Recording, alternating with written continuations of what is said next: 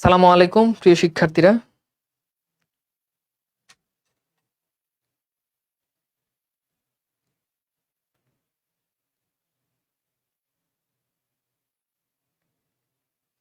জি, আমার কথা শোনা যাচ্ছে কিনা এবং সবকিছু ঠিক আছে কিনা আমাকে একটু জানাও।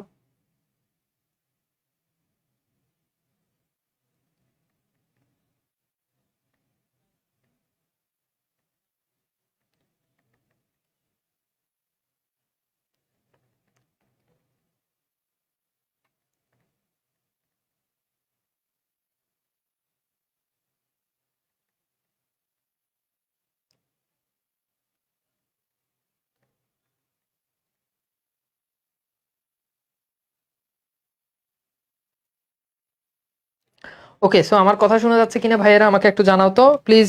আজকে অপরিচিতা নিয়ে আলোচনা করব, খুব চমৎকার একটা ক্লাস হবে। একটু সবাইকে মেনশন করে দাও।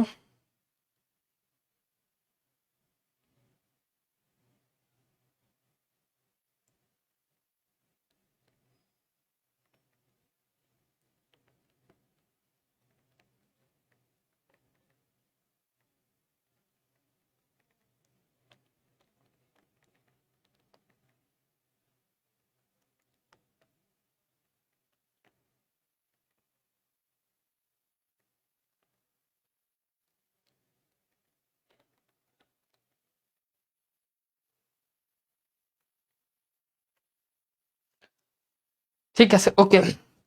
তো আমরা শুরু করে দিই। আমাদের আজকে অনেক চমৎকার একটা ক্লাস হবে এন্ড আশা করি তোমরা সবাই জয়েন হয়ে গেছো।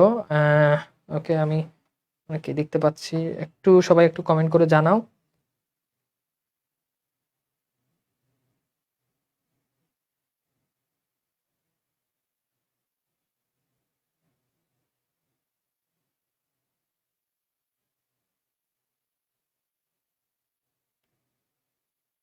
ক্লাস দেখতেছি না যে।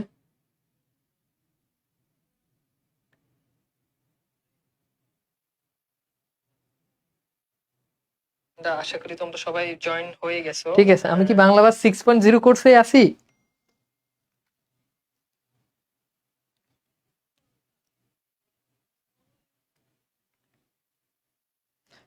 আমি কি বাংলা 6.0 তে আছি?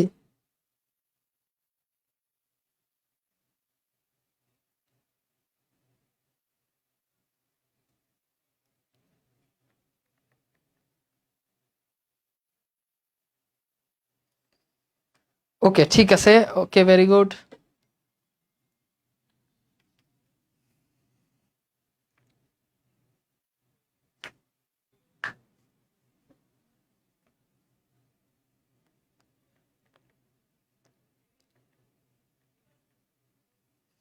ওকে, তো আজকে খুব চমৎকার একটা জিনিস আমরা হচ্ছে আজকের ক্লাসে পড়বো। এন্ড আজকে হচ্ছে আমরা অপরিচিতা এই গল্পটা পড়বো। তো এখানে প্রথমেই আমাদের হচ্ছে লেখক পরিচিতিটা দেওয়া আছে।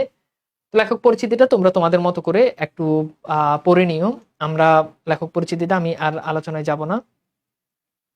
ঠিক আছে, লেখক পরিচিতিটা আমি আর আলোচনায় যাব না।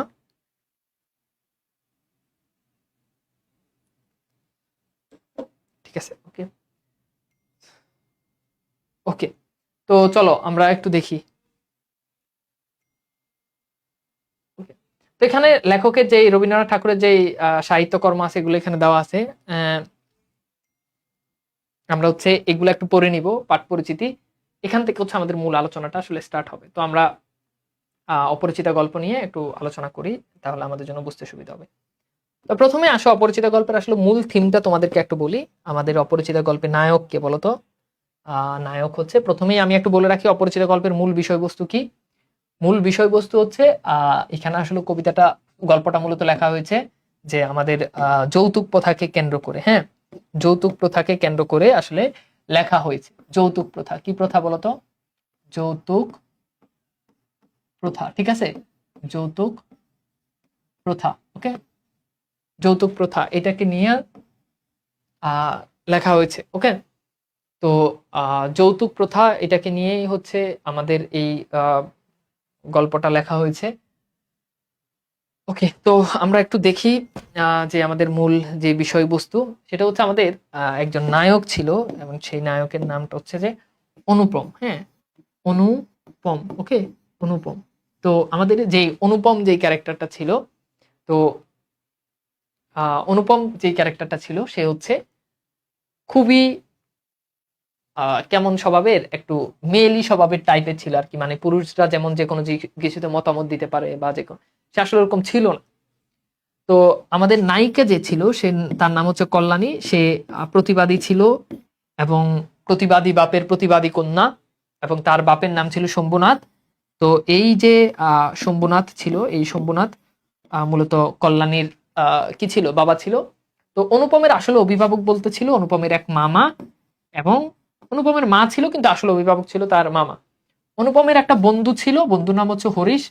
হরিশ মূলত এই একটা মেয়ের সংবাদ দেয় যার নাম হচ্ছে কল্যাণী, এবং কল্যাণীদের বাড়ি হচ্ছে কানপুরে। তো হরিশ তখন হচ্ছে তাকে যখন মতামত দেয় তখন মেয়েটা দেখে এবং বিয়েটা এক পর্যায়ে ঠিকঠাক হয়। কিন্তু মামা ছিল অসামান্য পাকনা। এটাকে আসলে শুধু পাকনা বলে না, এটাকে বলা যায় যে কি পাকনা, অনেক পাকনা বলা যায়, না বলি আর। তো সে বিয়ে বাড়িতে সে শ্যাকরা নিয়ে এসেছে। শ্যাকরা মানে তো বুঝো, আহ যারা ওই যে তোমার গহনা পরীক্ষা করে নিরীক্ষা করে তাদেরকে বলা হয় শ্যাকরা। তো সে শ্যাকরা নিয়ে কেন আসছে, শ্যাকরা নিয়ে এই কারণে আসছে যে শ্যাকরা নিয়ে এই কারণে আসছে যে এই শম্ভুনাথ যে এই গহনাগুলো দিবে, এই গহনাগুলো আসলে ঠিকঠাক আছে কিনা, বা এই গহনাগুলো আসলে কম দিচ্ছে কিনা, ওজনে কম দিচ্ছে কিনা, অরিজিনাল গহনা দিচ্ছে কিনা। কারণ কবুল যদি বলে ফেলে বা বিয়ে যদি হয়ে যায়, তখন গহনা কম দিলেও তো এটার আর কোনো প্রতিকার চলে না, বলো। তখন কি চাইলেও আর কি কোনো কিছু করতে পারে? তখন আহ সে কিন্তু চাইলে আর কোনো কিছু করতে পারে না। তো বিয়ে হয়ে গেলে, এখন ধরো তুমি বিয়ে করছো, শ্বশুর বাড়ি থেকে যেই পরিমাণ টাকা গহনা দেওয়ার কথা ছিল, ওই গহনাটা আসলে কম কম দিছে। সে যদি ওটা যদি কম দেয়, তুমি কি বিয়ের পর বলতে পারবা দূর দূর বেডি তোরা রাখবো না, তালাক? কেন তালাক? যে তোর বাপের বাড়ি থেকে গহনা কম দিছে, এটা তো তখন বলতে পারবা না। তো মামা শুধু পাকনা ছিল না, কি ছিল, অনেক বেশি পাকনা ছিল, যেন মামা এটা নিয়ে আসে। তো এটা শম্ভুনাথের আত্মসম্মানে লেগেছে যে না, এইভাবে তো আসলে হয় না, যারা আমাকে অবিশ্বাস করে তাদেরকে আসলে আমি মেয়ে দিতে পারি না, বিয়ে ওখানে ভেঙে দেয়। তো ঘটনা মূলত এইখানেই আসলে গল্পের যে ক্লাইম্যাক্স সেটা।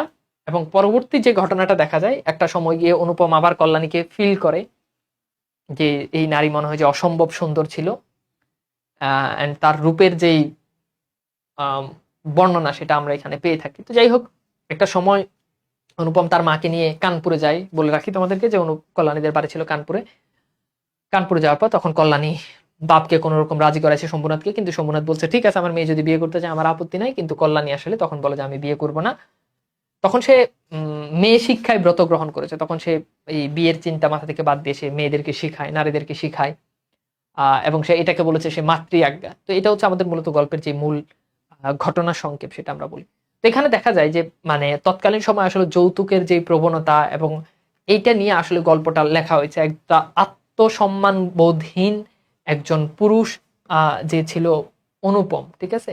তো এই অনুপম অনুপম যেমন ছিল, সেই অনুপমকে আহ আমরা যেটা দেখি, একটা ব্যক্তিত্বহীন পুরুষ, সেই ব্যক্তিত্বহীন পুরুষকে তার নিজের আসলে পছন্দের, যখন শম্ভুনাথ যখন বিয়ে ভেঙে দেয় তখন তার অনুপমের কাছে জানতে চায় যে বাবা তুমি কি বলো। কিন্তু অনুপম আসলে তখন কোনো কিছুই বলে নাই। সে বলেছে মানে নীরবতা সম্মতির লক্ষণ, সে মামার কথার উপর সে নীরব ছিল, এন্ড তখনই আসলে বিয়েটা ভেঙে যায়। তো নিজের আসলে পছন্দের মানুষ বা বিয়েটা, তখন যদি অনুপম যদি বলতো না আমি বিয়ে করবো, তোমার সমস্যা কি, গহনা কম দেখ বেশি দেখ, এটা আমার পার্সোনাল বিষয়, এটা নিয়ে তো তোমার বা এটা এটা নিয়ে তো তোমার পাকনামি করার কিছু নাই, তাই না? তো এটা তো তোমার পাকনামি করা সাজে না। তো তুমি তখন আসলে, সে আসলে কিছুই বললো না। তখন আসলে শম্ভুনাথ বুঝলো যে আসলে যে অনুপম আছে সে আসলে ব্যক্তিত্বহীন, এবং ব্যক্তিত্বহীন পুরুষের কাছে সে তার মেয়েকে তুলে দিতে পারে না। এটা হচ্ছে মূল ঘটনা। তো প্রথমে আমরা দেখবো যে অনুপমের যে রূপের বর্ণনা, অসামান্য সুন্দর ছিল অনুপম, এবং সেই সৌন্দর্যের যে বর্ণনা সেটা আমরা এখানে পেয়ে থাকি। এখানে মূল পাঠ পরিচিতি দেওয়া আছে, যেটা আমি অলরেডি তোমাদেরকে বলে দিছি। তো এখান থেকে একটা জিনিস মনে রাখবা যে অপরিচিতা যে গল্পটি, এই গল্পটি মূলত সবুজ পত্র পত্রিকায় প্রথম সম্পাদিত হয়, মানে প্রকাশিত হয়। এটা একটু মনে রাখবা, সবুজ পত্র পত্রিকায় প্রকাশিত হয়, এবং এটা অনুপমের জবানিতে বর্ণনা করা হয়েছে, ঠিক আছে। অনুপমের জবানিতে বর্ণনা করা হয়েছে, ঠিক আছে। তো আমরা একটু গল্পটা পড়ার জন্য চেষ্টা করি। আমি খুব ঠান্ডা মাথায় আস্তে আস্তে পড়ার জন্য চেষ্টা করবো, তোমরা ভালো করে পড়বো। তো প্রথমে গল্পগুলোকে আমি এরকম ভাগ করে ফেলেছি। প্রথম হচ্ছে দেখো অনুপম সম্পর্কিত তথ্যাবলী, অর্থাৎ গল্পের প্রথমেই আমরা অনুপম সম্পর্কে অনেক কিছু জানতে পারি। তো আমরা একটু দেখি ভাইয়া সেই ঘটনাগুলো একটু জানার জন্য চেষ্টা করি। তো প্রথমেই তোমাদেরকে বলে রাখি যে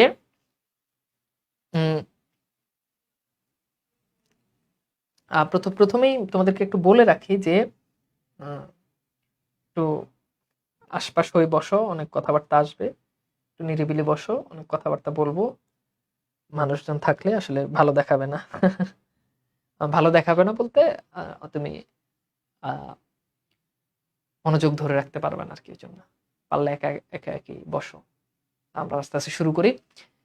ঠিক আছে, আমি আমার পকেট টকেট একটা হালকা করে নিই, ওয়ালেট টয়লেট বের করি। চাবি আছে? আছে, গাড়ির চাবি।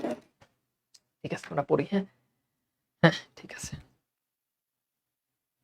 ওকে। তো এটা কিন্তু অনুপম নিজের জবানিতে বর্ণনা করছে, মানে অনুপম নিজেই বলছে। তো পরীক্ষাতে প্রশ্ন যেটি কার জবানিতে বর্ণনা করা হয়েছে, উত্তর হচ্ছে অনুপম। আচ্ছা ঠিক আছে, রেডি? হ্যাঁ।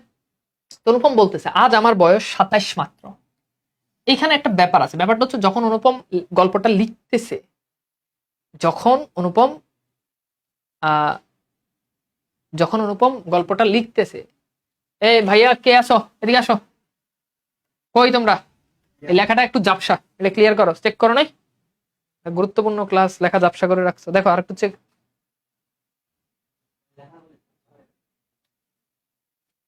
কানে একজন বলছে এই যে এটার নাম কি, যে কানে হেডফোন। এটা কেমন কথা? কানে হেডফোন লাগানোর কথা আমি বলছি? আমি বলছি যে কানে হেডফোন লাগাও। তোমরা যদি না বুঝো, এটা যদি বলো লাগে, তাহলে কেমনে হইব বলো? সবকিছু বলতে হইব কেন? দেখা একদম ক্লিয়ার করে দাও, যাতে বলা ভাই ভালোভাবে কথা শুনতে পারে এবং দেখতে পারে। হ্যাঁ,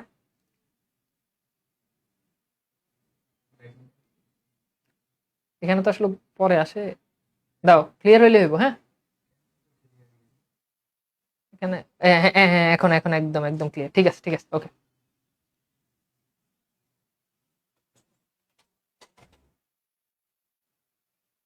ঠিক আছে, হ্যাঁ ক্লিয়ার আছে তো?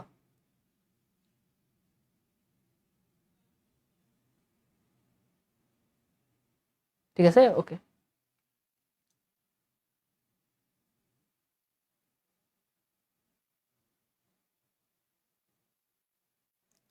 আচ্ছা ঠিক আছে, আমরা পড়ি। হ্যাঁ, সমস্যা নাই, একটু গলা দেখা গেলেও সমস্যা নাই, এটা আসলে লেখা বোঝা যাচ্ছে। তো অনুপম যখন গল্পটা লিখতেছে তখন তার বয়স মাত্র 27 বছর। কত বছর বলো তো? মাত্র 27 বছর। এই জীবনটা না দৈর্ঘ্যের হিসাবে বড়, অর্থাৎ দৈর্ঘ্যের হিসাবে জীবনটা বড় না, দৈর্ঘ্যের হিসাব, মানে দৈর্ঘ্যের হিসাব বলতে যে লম্বায় অনেক বড়, সংখ্যার দিক থেকে অনেক বড়, এরকম না। না, গুণের হিসাবে বড়, অর্থাৎ তার এমন কোন স্পেশাল গুণও নাই যেটার কারণে অনেক সময় থাকে না মানুষ ছোট কিন্তু তার গুণ অনেক বড়, তার গুণ অনেক বড়। তো অনুপমের আসলে এরকম কোন স্পেশাল গুণও নাই, তবুও ইহার একটা বিশেষ মূল্য আছে। ইহা সেই ফুলের মতো যাহার বুকের উপর ভ্রমর আসিয়া বসিয়াছিল, এবং সেই পদক্ষেপের ইতিহাসটা তাহার জীবনের মাঝখানে ফলের মতো গুটি ধরিয়া উঠিয়াছে। অর্থাৎ তার জীবনটাকে সে একটা ফুলের সাথে তুলনা করছে। কেমন ফুলের সাথে? যে ফুলের উপর ভ্রমর এসে বসছে। তো তোমরা দেখবা যে ফুলের উপর যখন ভ্রমর এসে যখন বসে, তখন ভ্রমর এসে বসলে ফুলটা মূলত মানে তার যেই ডেস্টিনেশন বা তার যে আসলে ফুলের যে সৌন্দর্য তখন ফুটে ওঠে। তো সে এরকম বলছে যে ফুলের মধ্যে যখন এরকম ফলের মাঝে যখন গুটি ধরে, তার জীবনটা এরকম গুটি ধরিয়া উঠিয়াছে। সেই ইতিহাসটা আকারে ছোট, তাহাকে ছোট করিয়াই লিখিব। অর্থাৎ তার যে জীবন সেটা খুবই ছোট এবং সেটাকে সে ছোট করে লিখবে। ছোটকে যারা সামান্য বলিয়া ভুল করেন তাহারা ইহার রস বুঝিবে।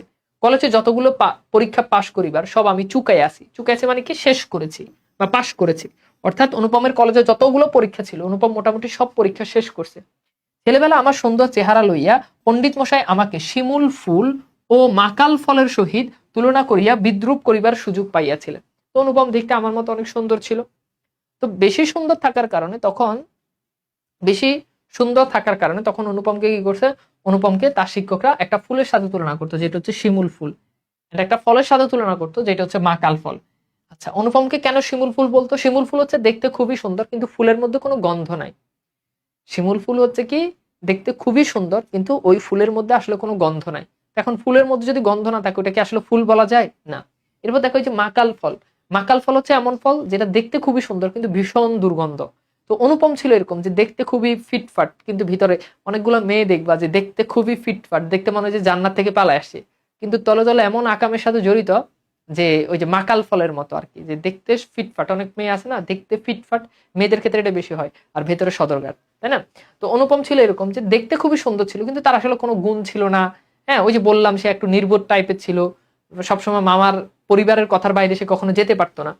তো এই জন্য তাকে এটা নিয়ে বিদ্রুপ করতো। ইহাতে তখন বড় লজ্জা পাইয়াছে, কিন্তু বয়স হইয়াছে একথা ভাবিয়া, কিন্তু বয়স হইয়া একথা ভাবিয়াছে যদি জন্মান্তর থাকে, জন্মান্তর মানে কি অন্য জনম, তবে আমার মুখের স্বরূপ পণ্ডিত মশাইয়ের মুখে বিদ্রুপ করিয়া, বিদ্রুপ আবার যেন অমনি করিয়া প্রকাশ পায়। অর্থাৎ আমি যদি অন্য জনম যদি পাই, তাহলে আমি যাতে এই যে পণ্ডিত মশাইরা আমার মুখে যেটা বিদ্রুপ করতো এটা যেন প্রকাশ পায়, এরকম। আমার পিতা এককালে গরিব ছিলেন, অর্থাৎ এই যে অনুপমের পিতা কি ছিলেন, এককালে গরিব ছিলেন, ঠিক আছে। অনুপমের পিতা এককালে গরিব ছিলেন, এখানে আমরা জানি, অর্থাৎ গরিব ঘরের মানুষ ছিল অনুপমরা। মূলত ওকালতি করিয়া তিনি প্রচুর টাকা রোজগার করিয়াছিলেন। তাহলে খেয়াল করে দেখো, অনুপমের বাপে এককালে উকিল মানে গরিব ছিল, এবং ওকালতি তার মানে অনুপমের বাপের পেশাটা এখান থেকে আমরা জানতে পাই, সেটা হচ্ছে উকিল ছিলেন। ওকালতি করিয়া তিনি ভরপুর টাকা রোজগার করছেন, ভোগ করিবার নিমেষ মাত্র সময় পান না, অর্থাৎ অনেক টাকা, কিন্তু এই টাকা তিনি যে ভোগ করবেন ওই সময়টা তিনি পান নাই। তো দেখবা যে যারা বেশি টাকা ইনকাম করে, বা সবসময় যাদের আসলে টাকা ইনকামের প্রতি যাদের মানে চিন্তাধারা থাকে, ওরা আসলে টাকাটা ভোগ করতে পারে না। যেমন আমার কথাই আমি যদি বলি যে আমার মানে যা টাকা আছে কম বেশি, কিন্তু আমার কাছে মনে হয় যে আমি আসলে আমার টাকাটা ভোগ করতে পারি না। তোমরা দেখবা যে আমি কখনো মানে ট্যুরে যাই না, কক্সবাজার যাই না, দেশের বাইরে যাই, মানে সরি কক্সবাজার বলতে মানে কক্সবাজার বললে এটাকে অনেকে আবার খারাপ ভাবে না, মানে দেশের মধ্যে আর কি। তো দেশের মধ্যে ঘুরতে যাই না, দেশের বাইরে ঘুরতে যাই না। তো থাকে না যে মনে হয় যে টাকাটা আসলে মানে একটু ঘুরেফেরা করে মানে টাকা খরচ করা বা টাকাটা আসলে ভোগ করা, এটা আসলে পাই না। এটা দেখি বিয়ে শাদী করলে হয়তো হবে, ঠিক আছে। হয়তো হয়তো মানে কারোর জন্য হয়তো এই টাকাগুলো এখনো খরচ হচ্ছে না, কেউ আসলে হয়তো টাকাগুলো খরচ হবে, হতেই পারে, তাই না। আচ্ছা, তো মৃত্যুতে তিনি যে হাঁপ ছাড়িলেন সেই তার প্রথম অবকাশ। অবকাশ মানে হচ্ছে ছুটি, অবকাশ মানে কি ছুটি। তাহলে তিনি যে মারা গেলেন, মারা যাওয়ার পরে মানে তিনি যে যে মানে টাকা ইনকাম করা যে বন্ধ করলেন, এটাই মনে হচ্ছে তার প্রথম ছুটি। অর্থাৎ দেখবা যারা টাকা ইনকাম করে তোমাদের, ওরা দেখবে যে টাকার প্রতি একটা নেশা থাকে। এবং আমার মাঝে মধ্যে আমার প্র্যাকটিক্যাল লাইফও আমি এটা দেখছি, যদি এখন অনেক কমাই ফেলছি, বাট একটা সময় অনেক টাকা ইনকামের নেশা ছিল। সারাক্ষণ মানে কখন কোন জায়গাতে ক্লাস নিলে, কোন জায়গাতে কি করলে টাকা ইনকাম করবো, কোন জায়গাতে ব্যবসা করলে টাকা ইনকাম আরো বেশি হবে, এটা একটা টাকার নেশা, অনেক বড় নেশা। তো এই নেশাটা আমার মধ্যে একটা সময় ছিল, এখনো আছে এরকম না, বাট যারা টাকা ইনকাম করে তাদের মধ্যে স্টিল এই নেশাটা থাকে। তো তিনি ওইরকম ছিলেন অনুপমের বাবা। তখন অল্প বয়স, মার হাতে আমি মানুষ, এই লাইনটা খুব ইম্পর্টেন্ট। তাহলে অনুপম কার হাতে মানুষ? মার হাতে মানুষ। মা গরিব ঘরের মেয়ে ছিলেন, অর্থাৎ মাও ছিলেন গরিব ঘরের মেয়ে, খুব বড় লোকের মানে রিচ কিড ছিলেন না অনুপমের মা। তাই আমরা যে ধনী, কথা তিনি বলেন না, আমাকেও ভুলতে দেন না। অর্থাৎ অনুপমের মা এটা তাদেরকে ভুলতে দেন না যে বাবা আমরা কিন্তু ধনী। এখানে একটা ব্যাপার আছে, ব্যাপারটা তোমাদেরকে একটু বলি। ভাই পাঞ্জাবিটা অনেক সুন্দর, ধন্যবাদ ধন্যবাদ। ঠিক আছে, স্যার এটা তো এখনো কিন্তু ব্লার আছে। তো যেখানে ছিলাম সেখানে একটু যাই, দেখো। তো যেটা বলছি যে যারা দেখবে বড় লোক, মানে যারা বড় লোক জন্মগতভাবে, বা যারা বড় লোক বা যারা ধনী সন্তান, ওদের মধ্যে আসলে অহংকার বোধটা কম। তোমরা দেখবা তোমাদের অনেক ক্লাসমেট যার বাপের টাকা আছে বা যে জন্মগতভাবেও ধনী, ওর কিন্তু একটু ভাবসাব কম। আর ওই যে যার টাকা নাই, ওর দেখবা যে মানে টাকা নাই, হঠাৎ করে টাকা হয়েছে, ওর দেখবা যে ভাবের অভাব নাই। বান্ধবী যেটা মনে করো গিয়ে জীবনে কোনোদিন একটা দামি জামা কিনতে পারতো না, একটা লিপস্টিক কিনতে পারতো না, ও মনে করো গিয়ে কোন রকম বিদেশি আলা বড় লোক বেটার লোক যখন বিয়েছে, তখন দেখবা যে ওর ভাবের আর অভাব নাই, মানে ওর ভাবের ওর ভাবের ঠেলাই আর বাঁচতে পারবে না। তো অবস্থা এরকম আর কি। তো অনুপমের মায়ের ক্ষেত্রে ব্যাপারটা হচ্ছে এরকম যে মা গরিব ঘরের মেয়ে ছিল, কিন্তু মা যে এখন যে বড় লোক হয়েছে, তার যে জামাই যে টাকা আছে, এটা সে আসলে ভুলতে দেন না। যে আজকে ফেসবুকে একটা মেয়ে দেখতেছি যে একটা ভিডিওতে যে সাংবাদিক গুলোর জুতা ফিটা করা দরকার, এরই ইয়ে করে যে আমার জামাই ইউএসএ থাকে, সরি জামাই না, সরি বয়ফ্রেন্ড ইউএসএ থাকে, তো সে টাকা দেয় 4-5 লাখ টাকা, এটা কোনো বিষয় না, আমি অমুক ব্র্যান্ডের জিনিসটা আমি তো পড়িই না, আমার কসমেটিক বাবুর এত টাকা যায়, ওই টাকা যায়, ওই টাকা যায়। তো যেগুলো হচ্ছে ফকিন্নি, যাই দেখো যে মাইয়া একেবারে ফকিন্নি, মানে এরকম মানে যারা অনেক বেশি ফকিন্নি টাইপের, কিন্তু হঠাৎ করে টাকা হয়, ওদের দেখবে যে অনেক ভাবসাব থাকে। আর যাদের জন্মগতভাবেই টাকা আছে, তারা আমার মতো সহজ সরল, বুঝছো। অনুপমের মা ছিল এরকম। শিশুকাল হয়তো আমি কোলে কোলেই মানুষ বোধ করি। অনুপম একেবারে কোলে কোলে মানুষ। যারা ছোটবেলা আমি অনেক আদর ছিলাম, আমার তো বোন ছিল 4টা, আমার 4 বোন, আমার বড়, এবং তারপর আমি এক ভাই, বুঝছো, মানে তারপর হচ্ছে আমি হয়েছি। তাহলে বুঝো আমার বাপ মার কত সংগ্রাম, কত স্ট্রাগলের পর আমি দুনিয়াতে আসছি। তা আমার সবাই কোলে কোলে রাখতো। বোন ছিল বড় সাইডটা, খালতো বোন মামতো, ছোটবেলায় তো চেহারা ছিল পুরো নাদুস নুদুস ঝাঁকানাকা চেহারা ছিল, যেই দেখতে হেই মনে করে আগে কোলে লইতো, এই অবস্থা ছিল। এখন আর কে করলো নয় না, এটা বললে খুব আফসোস লাগে। যাই হোক, তো তো এটা এই লাইনটা দ্বারা বুঝা যায় যে অনুপম ছোটবেলা থেকে খুব আদরে মানুষ হয়েছে, এক বাপের এক ছেলে, আবার আমি 4 বোনের পর এক এক এ- এক ভাই। তো বুঝতে পারতেছে আমার ব্যাপারটা একটু অন্যরকমই ছিল ছোটবেলা থেকে, একটু যে আমাকে দেখেই মনে হয় যে, তাই না?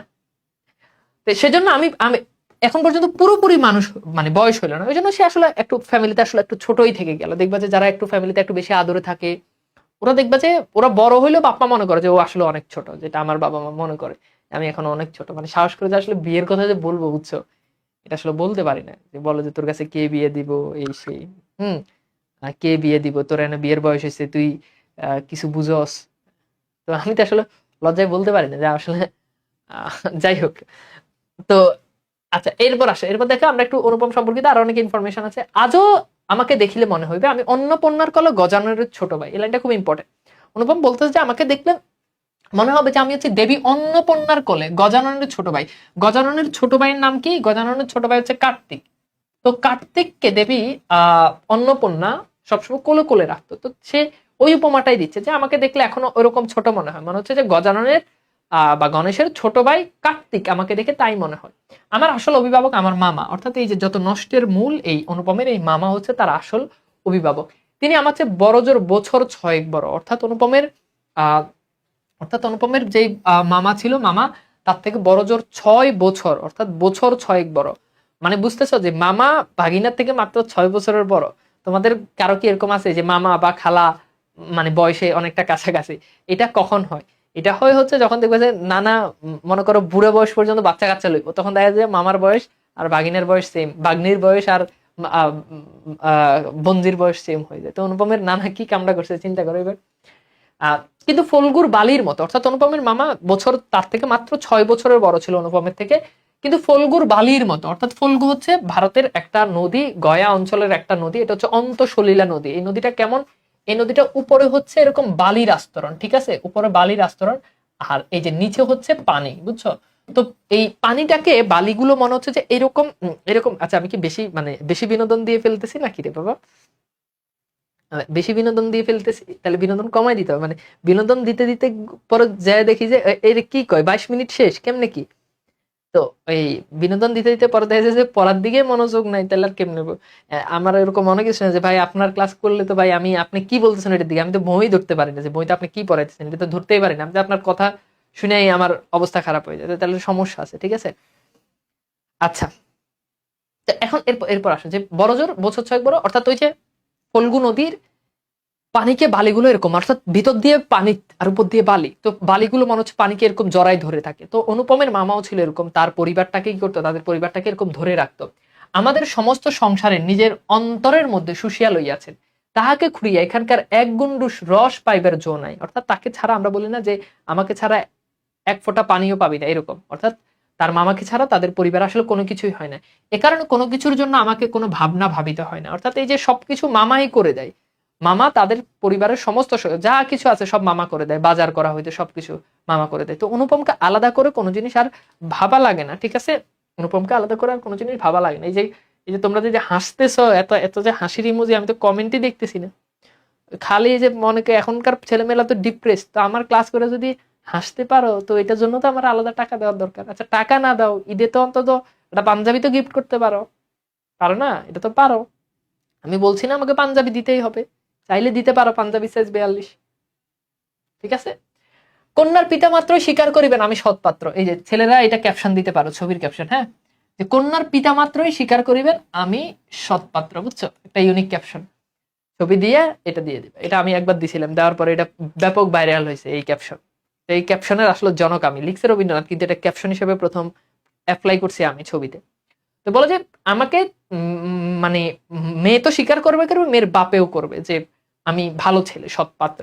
তো আমরা ওরকম মাঝে মধ্যে বলি না যে নিজেকে এমন মোটিভেশন দেয় আমাদের, এমন ভাবে প্রস্তুত করো, মেয়ে কেন, মেয়ের মা তোমার কাছে বিয়ে বসতে চাইবে, হ্যাঁ, তুমি মেয়েকে নিয়ে চিন্তা করতেছ, মেয়ের মা বিয়ে বসতে চাইবে, এইভাবে নিজেকে গড়ে তোলো।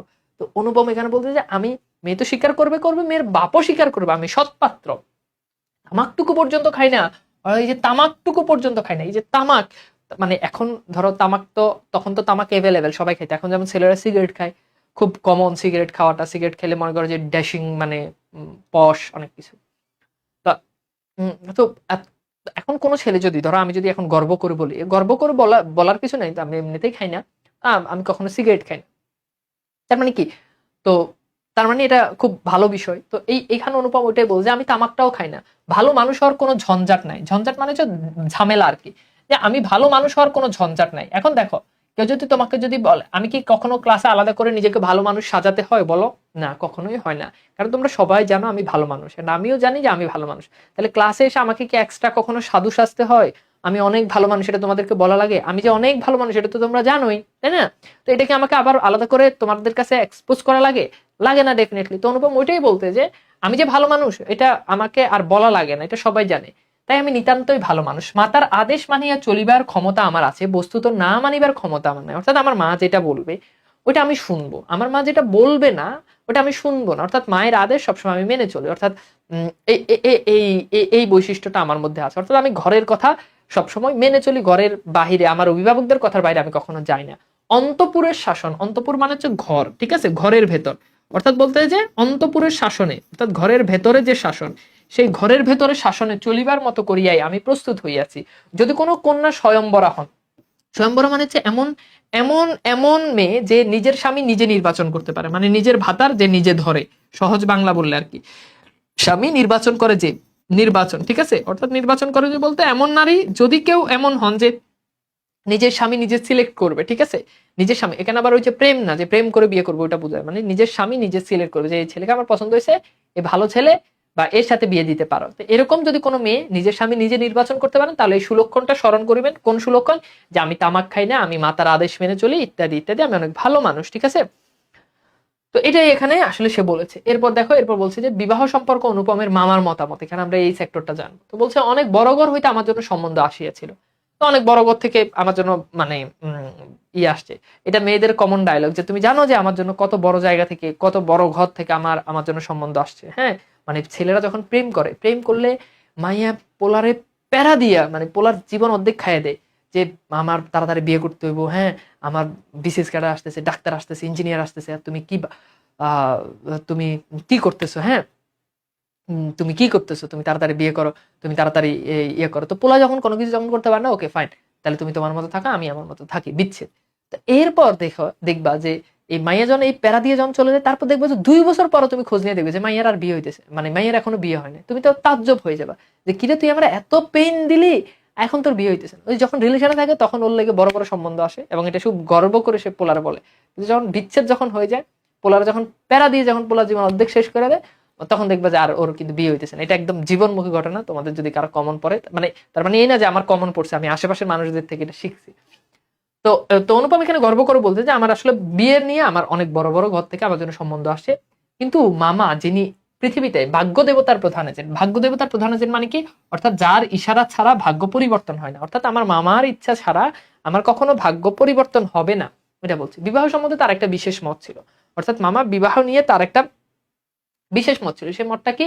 সে মতটা হচ্ছে ধনির কন্যা তার পছন্দ নয়। খেয়াল করো, ধনির কন্যা তার পছন্দ নয়। অর্থাৎ অনুপমের মামার ধনির মেয়ে পছন্দ নয়, বড় লোকের মেয়ে তার পছন্দ না। আমাদের ঘরে যে মেয়ে আসিবে সে মাথা হেড করিয়া আসিবে। হেড শব্দের অর্থ হচ্ছে নিচ। অর্থাৎ অনুপমের মামা চান যে আমাদের ঘরে যেই মেয়ে আসবে সে মাথা নিচ করে আসবে। এখন বড় লোকের মেয়ে যদি বিয়ে করো, রিচ কিড, গুলশানের মেয়ে যদি বিয়ে করো, তখন সেই মেয়ে কি তোমার ঘরে মাথা নিচ করে আসবে? না, ও তো ঘরে মাথা উঁচু করে আসবে, তাই না? ও কি মূল্যায়ন করবে? করবে না। তো বিয়ের ক্ষেত্রে একটা ব্যাপার আছে, ব্যাপারটা হচ্ছে বিয়ের ক্ষেত্রে কুফু, এটা খুব ইম্পর্টেন্ট।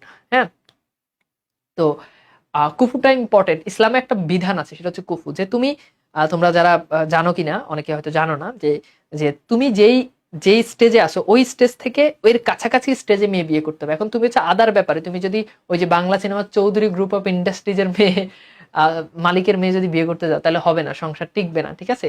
তো আবেগের ঠেলায় এটা মনে হইলেও পরবর্তীতে মাইয়া আসলে বিবেকের ঠেলায় অন্য আরেকজনের হাত ধরে চলে যাবে।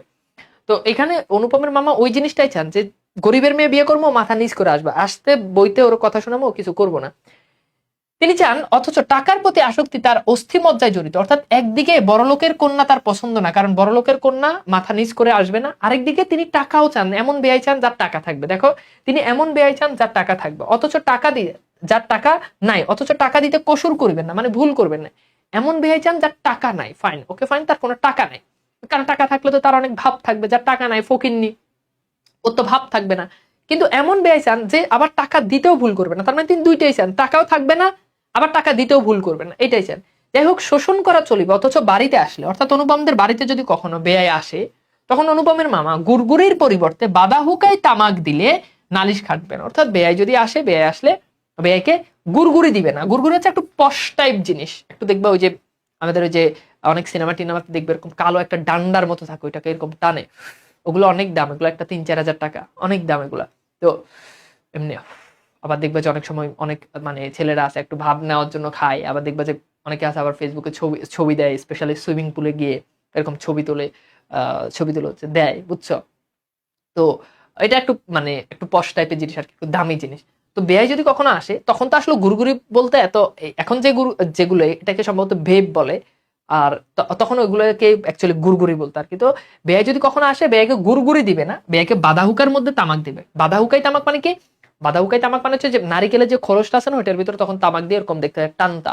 ওই যে বাংলা সিনেমাতে একটা ক্যারেক্টার আছে, ওই যে আমিনার মা বলে চিৎকার করতো, সারাদিন উঠানে বসে বসে উক্কুর উক্কুর করে এটা খাইতো। আর কি ছিল আমিনার মা, তার নাম সম্ভবত, ওনার নাম ছিল কি আনোয়ার, তাই না? তো সে এটা বেশি বেশি খাইতো আর কি। তো এটা হচ্ছে গুড়গুড়ি। তো বলছে বেহাই যদি আসে, বেহাইকে দামি জিনিস দিবেন। এখন মনে করো বেহাই 2 বেয়ে সিগারেট খায়, এখন এক বেয়ে আসছে, বেয়ারে দিল যে আচ্ছা বেহাই ঠিক আছে খাইছেন, এবার একটা সিগারেট নেন। সিগারেট দিল কি? সিগারেট দিল না, দিল বিড়ি, ওই যে 1 টাকার বিড়ি, আকিস বিড়ি দিয়ে দিল, যে খান, ভরপুর খান। তাহলে এটা তাকে অপমান করে না? তাকে বেনসন দিল না, তাকে অ্যাডভান্স দিল না, তাকে দামি সিগারেট দিল না, তো সে কি ওই ইয়ে দিয়ে দিল। তো বেয়াই যাতে নালিশ না করে, এরকম বেয়াই তিনি চান, ঠিক আছে?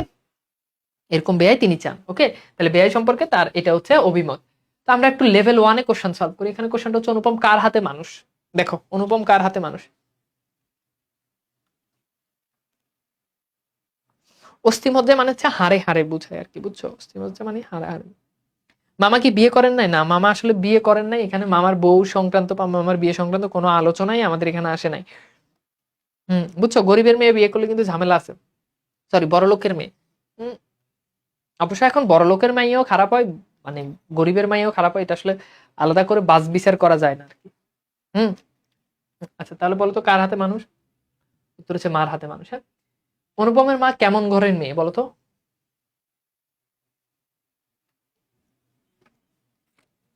অনুপমের মা কেমন ঘরের মেয়ে বলো তো? অনুপমের মা কেমন ঘরের মেয়ে?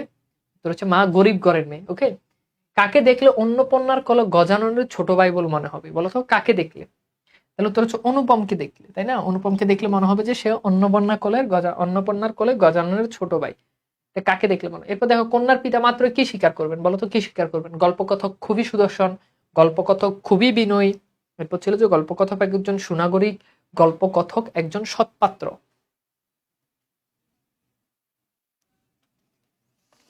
স্যার অনেক স্বপ্ন ছিল আপনার লাইভ ক্লাস করব ফাইনালি। ওকে, ঠিক আছে। আচ্ছা, তাহলে এটা কি হবে বলো তো? এটা হচ্ছে কি গল্পকথক একজন সৎপাত্র। আচ্ছা, এরপর দেখো, অনুপম নিতান্তই ভালো মানুষ কেন? কেন সে ভালো মানুষ? ধূমপানের অভ্যাস না থাকায়, ভালো মানুষ হওয়ার কোনো ঝঞ্ঝাট নাই বলে, মন্দ লোকের সাথে না মেশায়, তারপর হচ্ছে আহ ভালো বংশ জন্মগ্রহণ করায়।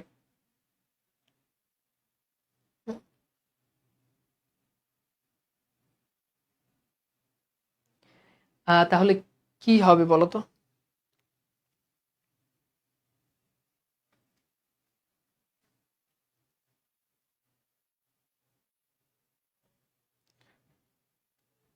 তাহলে এটা কি হবে বলো তো? এটা যে ভালো মানুষ হওয়ার কোনো ঝঞ্ঝাট নাই বলে। আচ্ছা, এরপর দেখো, অনুপমের থেকে তার মামা বড়জোর কত বছর বড়? এটা কিন্তু খুব ইম্পর্টেন্ট এমসিকিউ। তো আমরা এরকম লেভেল ভিত্তিক ভাগ করছি। আমরা লেভেল 1-এ অনেকগুলো কোশ্চেন সলভ করব, লেভেল 2-তে অনেকগুলো কোশ্চেন সলভ করবো। এভাবে আমাদের লেভেল ভিত্তিক কোশ্চেনগুলো সলভ করা হবে, তাহলে আমরা বেসিক থেকে অ্যাডভান্স পর্যন্ত যেতে পারবো। তাহলে এই কোশ্চেনটা দেখো যে অনুপমের মামা তার থেকে বড়জোর কত বছরের বড় বলো তো? উত্তর হচ্ছে বড়জোর 6 বছরের বড়। অপরিচিত গল্পে উল্লেখিত বিবাহ সম্বন্ধে কার একটা বিশেষ মত ছিল? অপরিচিত গল্পে বিবাহ সম্বন্ধে কার একটা বিশেষ মত ছিল বলো? অপরিচিতা গল্পে বিবাহ সম্বন্ধে কার একটা বিশেষ মত ছিল? অপরিচিতা গল্পে বিবাহ সম্বন্ধে কার একটা বিশেষ মত ছিল?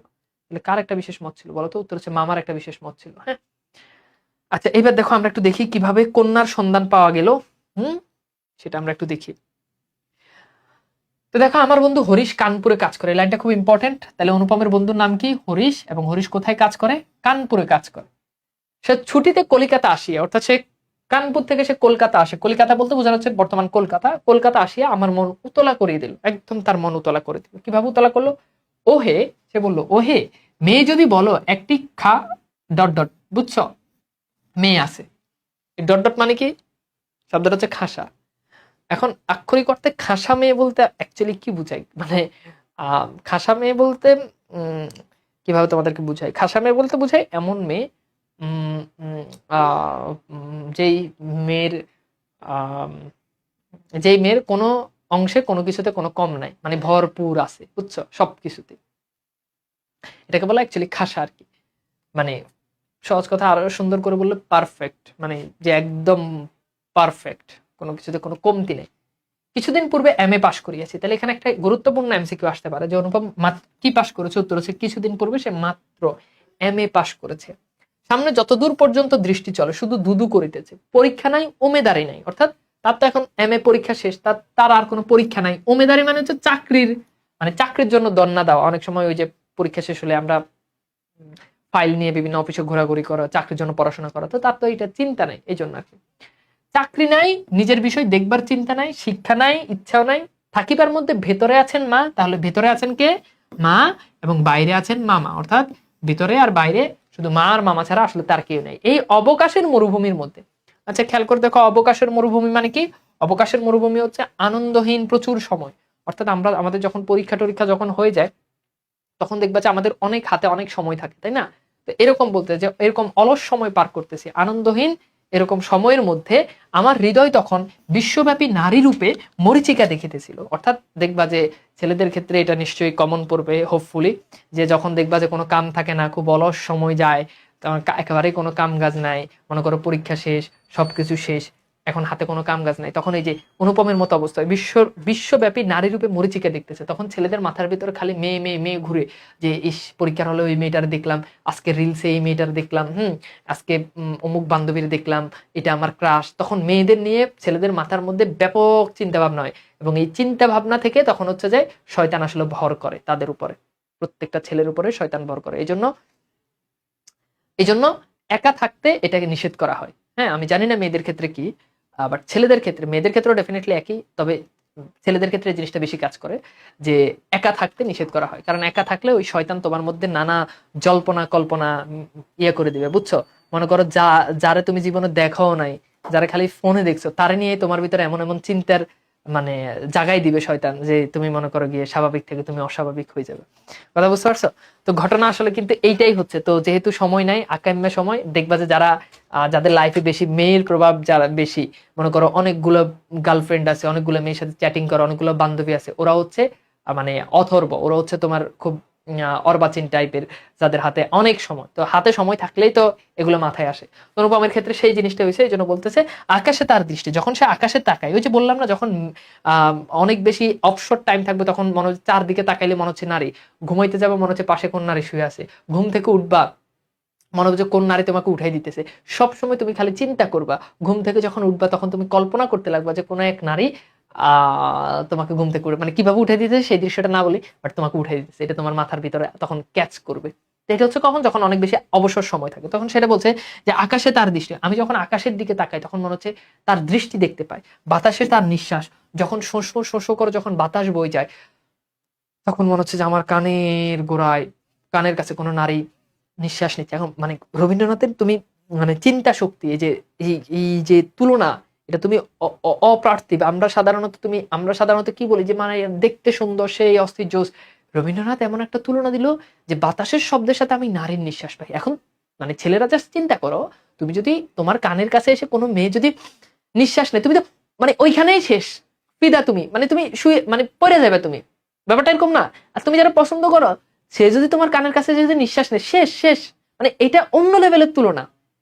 ওকে, তরুমর্মে তার গোপন কথা, যখন গাছের পাতা পড়ে, যখন গাছের পাতা পড়ে তখন মনে হচ্ছে যে কোনো নারী আমাকে তার গোপন কথা বলতেছে। এখন চিন্তা করো, শুধু কথা বলতেছে না, আই লাভ ইউ বলতেছে না, রবীন্দ্রনাথ তুলনাটা এমন ভাবে দিলেন যে গোপন কথা বলতেছে। তার মানে একটা নারী যদি তোমাকে যদি তার কোনো একটা গোপন কথা বলে, তাহলে সেই কথার কোন কথা হইতে পারে চিন্তা করতে পারতেছো তুমি? তুলনাটা দেখছো? আচ্ছা, তো এখানে সেই জিনিসের চিন্তা করতেছে। এরপর বলছে যে এমন সময় হরিশ আসিয়া বলল, অর্থাৎ আমার আমার মনের মধ্যে সবসময় এখন মেয়ে মেয়ে মেয়ে, নারী নারী নারী নারী ঘুরতেছে। আর এই সময় এসে হরিশ বলল, মেয়ে যদি বলো একটা খাসা মেয়ে আছে। আমার শরীর মন বসন্তের বকুল বনের নবপল্লব রাশির মতো কাঁপিতে আলো ছায়া বনিতে লাগিল। হরিশ মানুষটা ছিল রসিক, অর্থাৎ হরিশ মানুষটা ছিল রসিক, রস দিয়ে বর্ণনা করার শক্তি তার ছিল।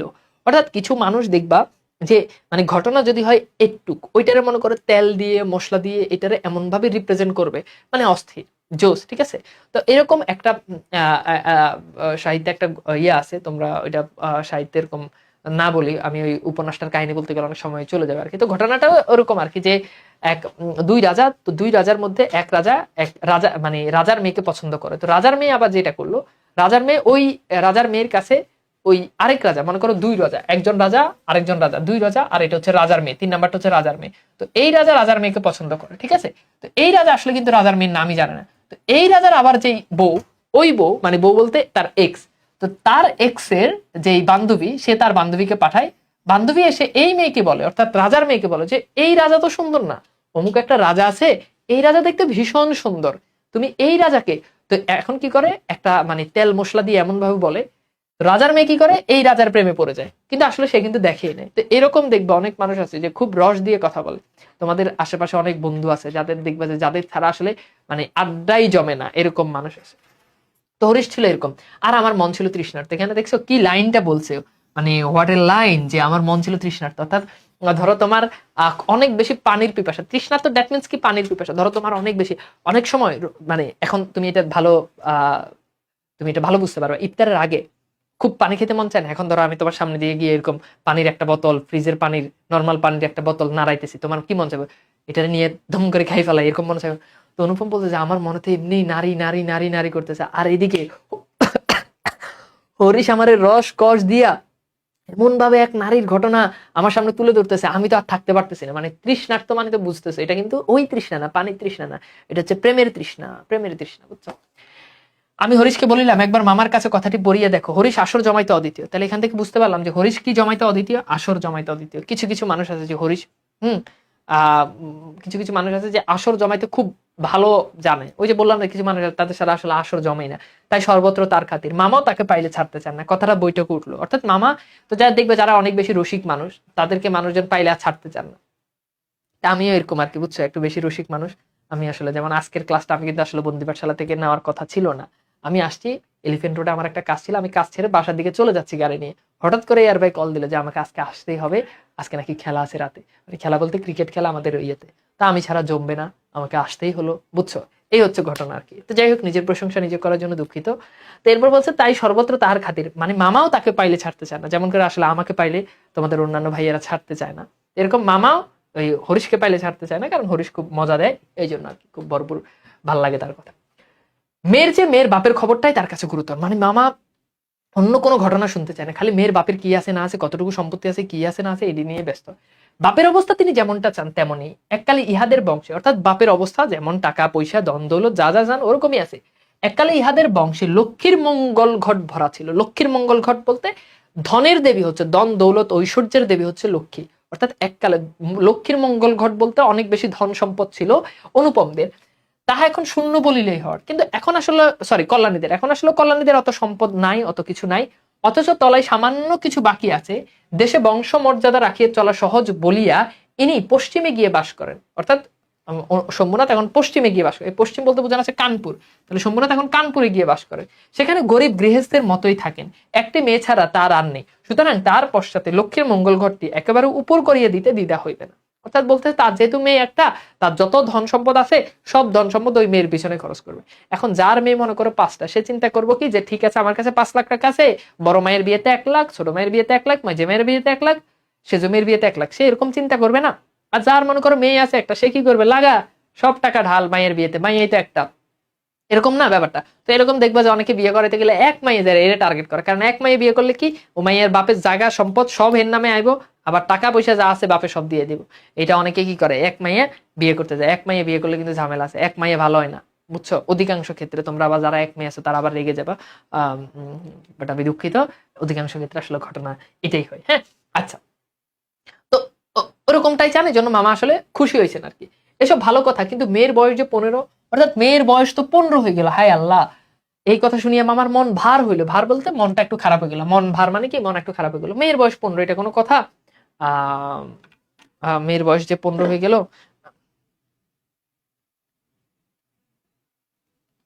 ঠিক আছে।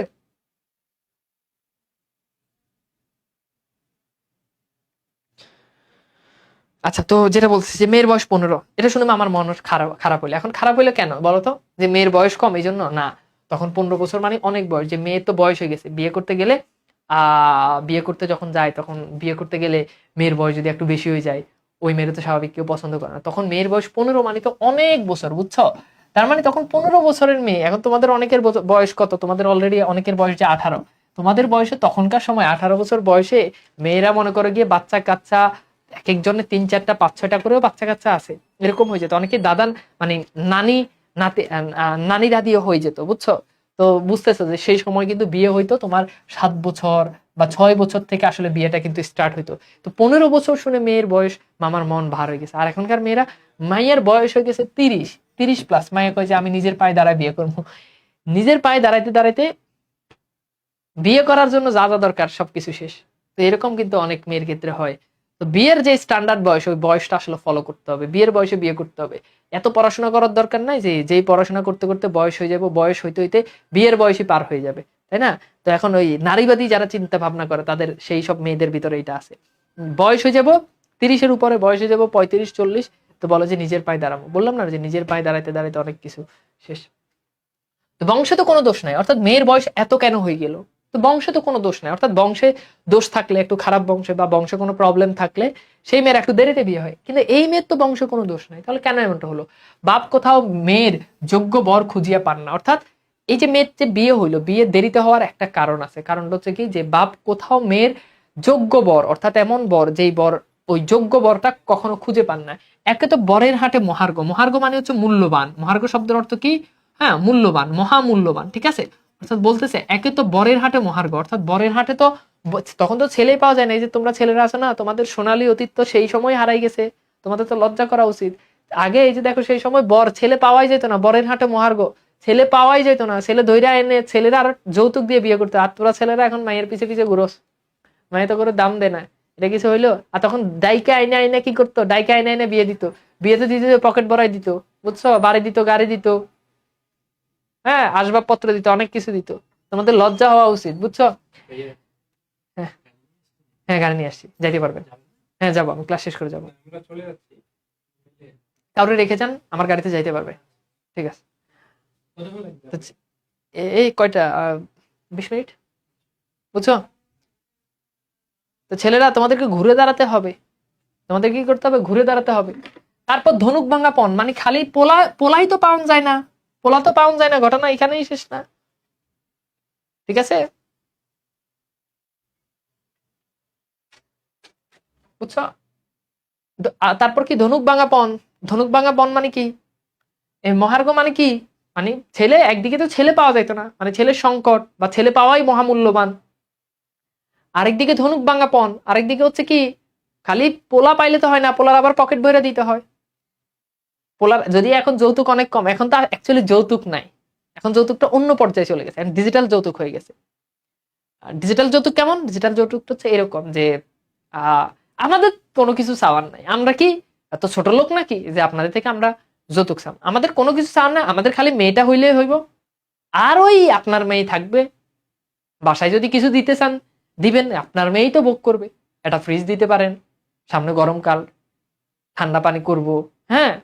এসি দিতে পারেন, সামনে গরমকাল, আমাদের তো আসলে ফ্যান আছে, তো এসিটা থাকলে ভালো আর কি, এসি দিতে পারেন। এই আর কি, আর কিছু না, আমাদের তো আসলে ওরকম চাওয়ার কিছু নাই। আপনার জামাই, আমার ছেলে মানে তো আপনারই ছেলে, ওই অফিসে যায় টুকটাক, কষ্ট হয়, রিক্সা টিক্সা করে যায়, ওই একটা বাইক দিলে দিতে পারেন, ওই আর কি। আমাদের আসলে কিছুই চাওয়ার নাই। আমার মেয়ে মানে তো আপনার, আমার ছেলে মানে তো আপনারই ছেলে, আপনার মেয়ে মানে তো আমারই মেয়ে, এই। তখন এই সব ফর্মাল কথাবার্তা ছিল, তখন ভাই আগে টাকা ঢালো, কত দিবে, কথাবার্তা বলো, পরে বিয়ের সিস্টেমে দেয়। আগে ছেলেরা ভরপুর, এখনো উত্তরবঙ্গে এখনো যৌতুকের প্রথা আছে, যাদের বাড়ি ঠাকুরগাঁও, রংপুর, ওইদিকে কুড়িগ্রাম, এখনো ভরপুর যৌতুক চলে। এবং আমি এমনও একজন দেখছি, আমার নিজের টিচার ছিল, বেটার বাড়ি কুমিল্লে, বেটা বিয়ে করছে রংপুর, একমাত্র যৌতুকের লেগে। যৌতুক নেওয়া যাবে না, যৌতুক নেওয়া দেওয়া কোনোটাই করা যাবে না। মেয়ের বাপের থেকে টাকা নিবে, মেয়ে সারা জীবন খোটা শুনাইব। ওই ফরমাল ইনফরমাল এসি দিবে, বাইক দিবে, টাকা দিবে, এদিন নিলে মাইয়া জীবন তেজ পাতা করে দিবে। এর উপর দিয়ে মাইয়া উঠে ফেলাবে, তুমি টেরই পাবা না। মাইয়া জাতি খুব খারাপ, তুমি কল্পনাই করতে পারবে না। তো ছেলেরা এখন থেকে সাবধান হও। শ্বশুর বাড়ি থেকে খালি মাইয়াই আনবা, খালি মাইয়া আনবা, বীর পুরুষের মতো থাকবা। উঠতে বইতে মাইয়া কোনো কথা শোনাবার কোনো সুযোগ নেই, কারণ তুমি নিজের পকেটে টাকা দিয়ে বিয়ে করছো।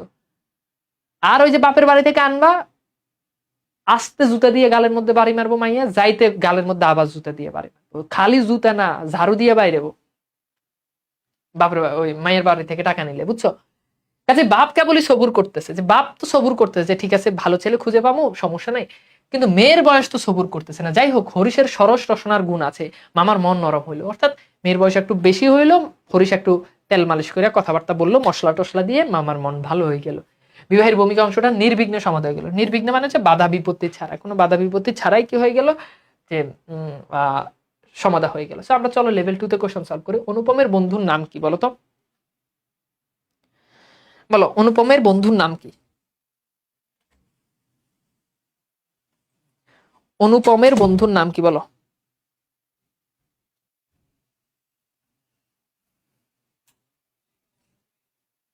অনুপমের বন্ধুর নাম কি বলো তো? অনুপমের বন্ধুর নাম কি? অনুপমের বন্ধুর নাম হচ্ছে হরিশ, তাই না? হরিশ কোথায় কাজ করে বলো? হরিশ কোথায় কাজ করে? হরিশ কোথায় কাজ করে বলো? হরিশ কোথায় কাজ করে? হরিশ কানপুরে কাজ করে, রাইট? কোথায় কাজ করে? হরিশ কানপুরে কাজ করে, হ্যাঁ। আচ্ছা, এরপর দেখো হরিশ ছুটিতে কোথায় এসেছিল? মালদহে, কানপুরে, তারপর আসানসোলে, কলকাতায়। তাহলে খেয়াল করো, হরিশ কাজ করে কানপুরে কিন্তু ছুটিতে আসছে কলকাতায়। দুটো স্থান ভালো করে বুঝো, ঠিক আছে? আচ্ছা, এরপর কি? কলিকাতায়। এরপর দেখো কার মন ছিল তৃষ্ণার্ত? তাহলে বলো তো, কার মন ছিল তৃষ্ণার্ত? কার মন ছিল তৃষ্ণার্ত? Hello, hello. না না, ক্লাসে ক্লাসে। বাইরে মানুষের ফোনের লাগেই তো। কার মন? অনুপমের মন। মামা কাকে পেলে ছাড়তে চান না? মামা কাকে পেলে ছাড়তে চান না? উত্তর হচ্ছে হরিশকে, হ্যাঁ। কথাটা কার বৈঠকে উঠলো? তাহলে কার? মামার বৈঠকে উঠলো, তাই না? এরপর দেখো, আচ্ছা ঠিক আছে, এটুকু লেভেল 2। লেভেল 2, ঠিক আছে, ওকে। আজকে আমরা এখানেই শেষ করব। আরেকটু পড়াইতে পারতাম, বাট আসলে পড়াবো না। তোমাদের ভাইয়েরা আসলে আমার জন্য বসে আছে, এতগুলো মানুষের বসায় রেখা আরেকটু পড়াইতে পারতাম, বাট আরেক মানে লেভেল 3 পড়াইতে গেলে আমার মানে আরো ধরো আধা ঘন্টা লেগে যাবে, বুঝছো? আজকের মতো এখানেই থাক। আমাদের অপরিচিতার উপর 2টা অথবা 3টা ক্লাস ইনশাল্লাহ হবে, এন্ড আমরা ক্লাসগুলোর পরে আবার এমসিকিউ সলভ করব। খুবই ভালো, আশা করি ইনশাল্লাহ খুব ভালো একটা ক্লাস হবে ইনশাল্লাহ। সো তোমরা সবাই অবশ্যই আমাদের ক্লাসগুলো করবা, নিয়মিত ক্লাসগুলো করবে, নোটগুলো দিবা আমাদের গ্রুপে, আমাদের বন্ধুবাসালা গ্রুপে। অবশ্যই তোমরা রিভিউ দিবা ক্লাসগুলো, যে ক্লাসগুলো কেমন লাগতেছে। তো রিভিউটা দিলে হয় কি, অন্যান্য স্টুডেন্টরা বেশি আগ্রহ প্রকাশ করে, তারাও আস্তে আস্তে ভর্তি হবে আমাদের কোর্সে। যত বেশি স্টুডেন্ট আমাদের হবে, আমাদের এঙ্গেজমেন্ট বাড়বে, আমাদের কোর্সের ভ্যালু তত বাড়বে, তোমাদের তত বেশি ভালো লাগবে। বেশি স্টুডেন্ট ক্লাস করলে বেশি ভালো লাগবে, এটা তো খুব স্বাভাবিক, তাই না? তো তাহলে ঠিক আছে, আজকের মতো বিদায় নিচ্ছি। আজকের ক্লাসটা কেমন লেগেছে অবশ্যই জানিয়ে দিবা। আজকের মতো বিদায় নিচ্ছি। সবাই ভালো থাকবে, সুন্দর সুস্থ থাকবে এবং আমার জন্য দোয়া করবা, ঠিক আছে? ওকে। অ্যান্ড অপরিচিতা শেষ হলে তারপর হচ্ছে তোমাদের এক্সাম হবে। কোনো একটা টপিক পূর্ণাঙ্গ শেষ না হলে এক্সাম হবে না, পূর্ণাঙ্গ শেষ হলে তাহলে হচ্ছে এক্সাম হবে, হ্যাঁ, ঠিক আছে? আল্লাহ হাফেজ।